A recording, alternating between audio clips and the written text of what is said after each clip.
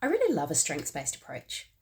Strengths-based approach comes from the positive psychology space where we have much more of a focus on what's right with us rather than the more traditional approach of focusing on what's wrong with us.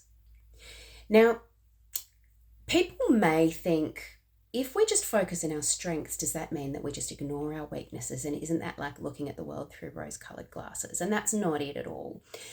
The research suggests, however, if we do focus on our strengths, we tend to be more effective, we tend to be more productive, and we tend to be happier.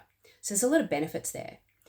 In addressing that concern, though, around ignoring our weaknesses, a strengths-based approach doesn't do this at all. And there's a metaphor that can help us understand this and really work with this effectively.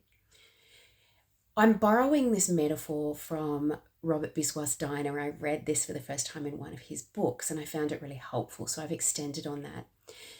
I'd love to share it with you. So if you think about your strengths and your weaknesses like a sailboat, then your weaknesses are like the holes in the boat. And obviously you have to plug the holes, because if you don't plug the holes, you're going to sink. So we're not ignoring our weaknesses. The thing is, no matter how beautifully you plug those holes, you're not going to change the direction of the boat. And unless it's like a world-class yacht race, you're not really going to change the speed of the boat. So the return on effort just isn't there. So plug the holes, but they can be really ugly plugs. Don't spend too much time there. Your strengths, on the other hand, are like the sails of the boat. And the more wind you put in the sails, the faster you can go and the more you can navigate.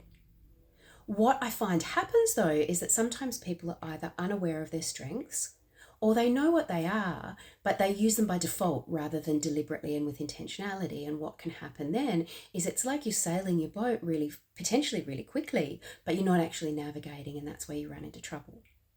So if we're really aware of our strengths and how we're using them, then we can make the most of them regardless of the environment we're in.